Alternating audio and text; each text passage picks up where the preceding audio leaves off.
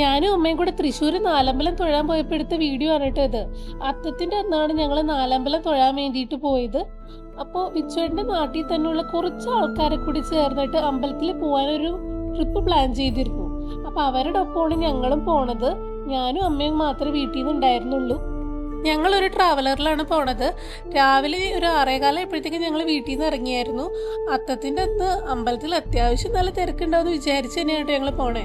അപ്പോൾ ആദ്യം തന്നെ ഞങ്ങൾ എത്തിയത് തൃപ്രയാറുള്ള ശ്രീരാമസ്വാമിയുടെ അമ്പലത്തിലേക്കാണ്. അപ്പോൾ ഞങ്ങൾ വിചാരിച്ച പോലെ അത്യാവശ്യം നല്ല തിരക്കുണ്ട്.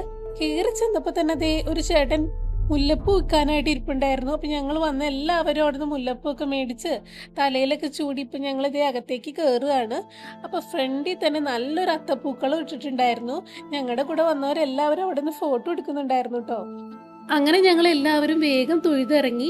അത് കഴിഞ്ഞ് ഞങ്ങൾ നേരെ ചെന്നത് മീനൂട്ട് വഴിപാട് കഴിക്കാൻ വേണ്ടിയിട്ടാണ്.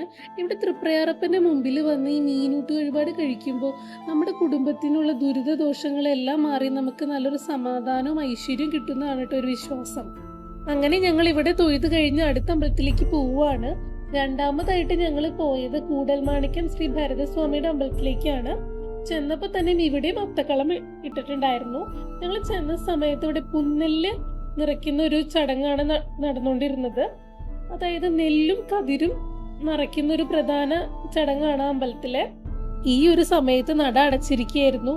അത് കാരണം ഒരു 1.5 മണിക്കൂറോളം ഞങ്ങൾക്ക് ക്യൂ നിൽക്കേണ്ടി വന്നു. അതെല്ലാം കഴിഞ്ഞിട്ടാണ് ഞങ്ങൾ അകത്ത് കയറിയത്. അങ്ങനെ ഞങ്ങൾ അകത്തൊക്കെ തൊഴുതിറങ്ങി.